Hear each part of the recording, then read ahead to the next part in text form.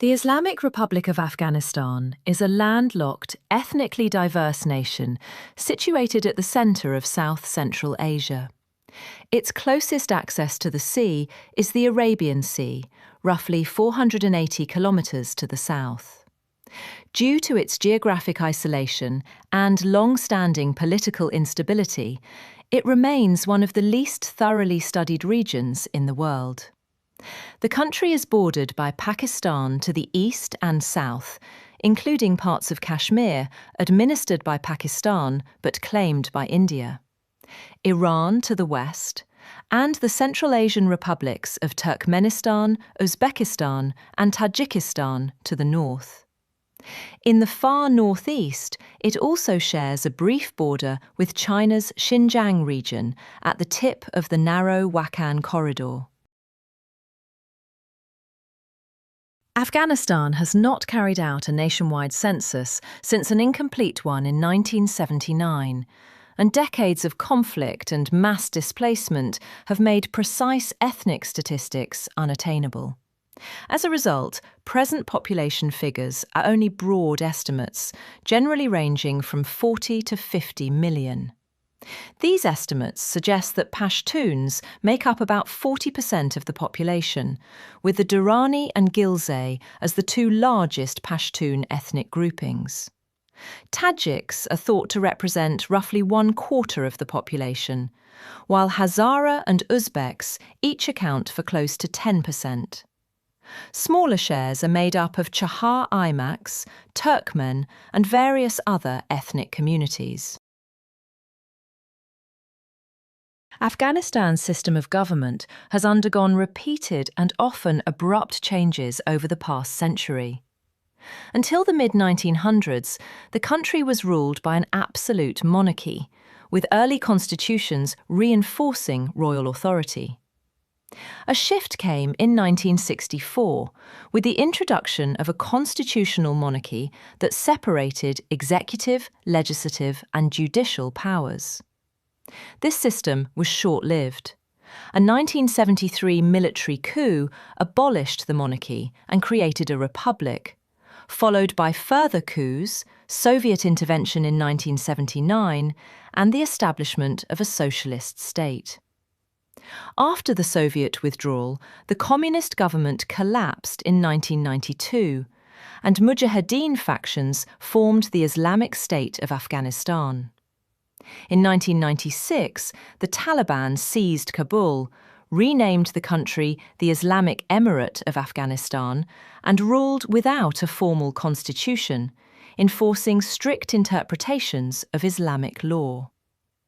The Taliban were removed from power in 2001 by Afghan factions backed by the United States. A new constitution adopted in 2004 established a presidential system with a bicameral legislature, declared Islam the state religion, barred laws contrary to Islamic principles, and guaranteed gender equality and minority rights. Throughout these transitions, the Loya Jirga, a traditional grand assembly, has remained a powerful symbol of popular will, playing a key role in legitimizing governments and constitutions. Following the Taliban's return to power in 2021, President Ashraf Ghani fled the country, and Hibatullah Akhundzada became the de facto leader.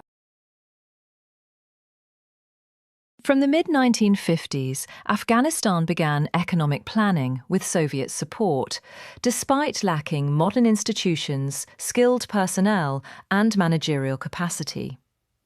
Initially far less developed than its neighbours, the country pursued growth through a series of state plans between 1956 and 1979, heavily financed by foreign aid, mainly from the Soviet Union and the United States, which covered most public investment. Infrastructure such as roads, dams, power plants, irrigation systems, and factories was built, and education expanded. When aid declined in the 1970s, natural gas exports to the Soviet Union became a key source of revenue. This progress was reversed by the 1979 Soviet invasion and years of conflict. Agriculture and industry declined, food shortages spread, and only sectors vital to Soviet interests, such as gas production, remained active. Nationalization and weak state capacity further limited growth. After the fall of the communist regime in 1992, prolonged war under Mujahideen and Taliban rule led to near economic collapse. Formal investment disappeared, skilled workers fled, and most services were provided by humanitarian agencies. During the 1990s, economic activity shifted toward illicit trades, especially opium cultivation, drug trafficking, and smuggling, which funded the Taliban but damaged local industry and food security. Afghanistan became the world's leading opium producer, a position it regained after 2001 despite temporary bans. Agriculture remains the main livelihood for most Afghans, but war, drought, damaged irrigation, and reliance on imports have weakened the sector. Afghanistan possesses significant natural resources, including natural gas, coal, iron ore, copper, and gemstones, yet most remain underdeveloped. Manufacturing is limited and based largely on agricultural inputs and traditional crafts. The financial sector, rebuilt after 2001, expanded rapidly but has been undermined by corruption.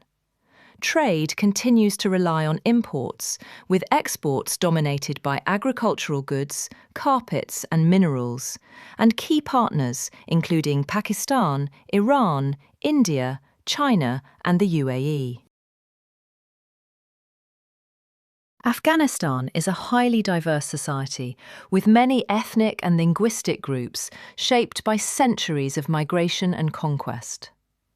Pashto and Persian, Dari, are the official languages, spoken by most of the population, often bilingually and not always along ethnic lines. Several regional dialects of Persian exist, alongside smaller Indo-European languages, Turkic languages spoken by Central Asian origin groups, and a small Dravidian-speaking community in the south. This diversity reflects Afghanistan's history as a cultural crossroads where Indo-European, Turkic, Mongol, and other influences have blended over time.